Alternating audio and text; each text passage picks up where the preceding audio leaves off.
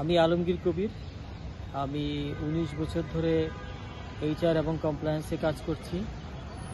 HR consultancy, training, inquiry এগুলোতেও কাজ করছি একই সাথে। আমার আজকের কথা বলার বিষয় হচ্ছে এইচআরের সাথে লেবার লয়ের ব্যবহার ঘটিয়ে কিভাবে বাস্তবায়ন করা যায়। আর সেই কারণগুলো হচ্ছে লিগ্যাল স্ট্যান্ডার্ড এবং লিগ্যাল কমপ্লায়েন্স মেনটেন করতে গেলে লেবার লয়ের ইমপ্লিমেন্টেশনটা এইচআর পলিসিতে করতে হবে, খুবই জরুরি। এমপ্লয়ীদের রাইটস এনশিওর করতে গেলে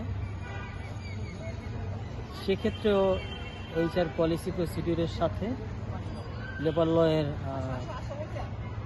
বাস্তবিক ব্যবহার ঘটাতে হবে। এছাড়াও employee relations, industrial relations, work place health and safety, employee retention, এইসব বিষয়েও এমপ্লয়ীদের যথার্থ পাওনা সেটা দেওয়া, প্লাস ম্যানেজমেন্টের সাথে ভালোভাবে অ্যালাইন করা, এই বিষয়গুলো সঠিক প্রয়োগ, ব্যবহার বা বাস্তবায়ন বলবো, যেটাই বলি না কেন, এই সব কিছু করতে হলে আমার এইচআর পলিসি প্রসিডিউর বা আমার কোম্পানির যেসব রুলস সেগুলোর সাথে অবশ্যই লেবার লয়ের অ্যালাইনমেন্ট করাটা খুব জরুরি, যেটা আমাদের এইচআর প্রফেশনালদেরই দায়িত্ব।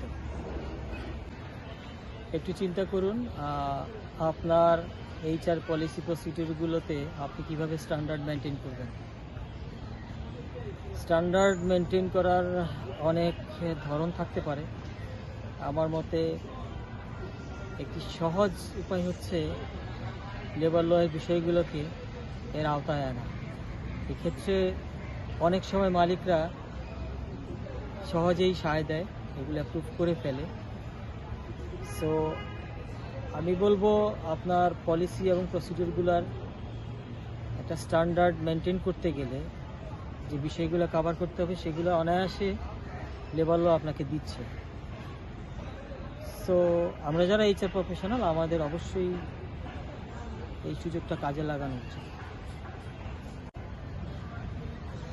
এমপ্লয়ীদের রাইটসগুলো, বিশেষ করে লিগ্যাল রাইটসগুলো কিভাবে এনশিওর করব,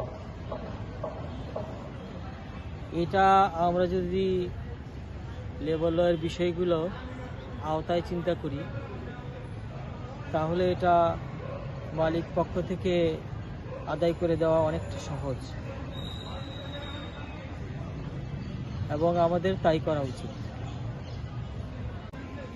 এইচআরের সাথে লেবার লয়ের অ্যালাইন করার ক্ষেত্রে সবচেয়ে বড় বাধা হচ্ছে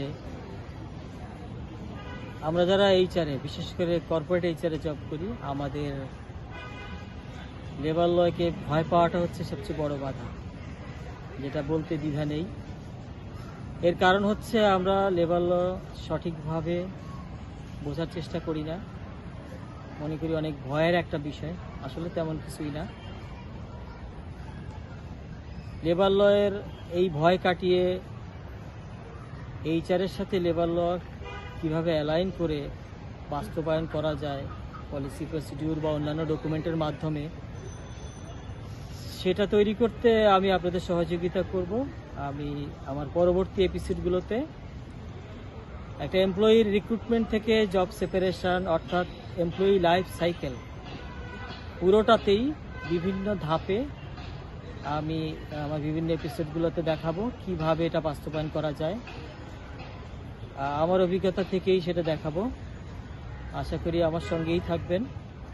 ধন্যবাদ।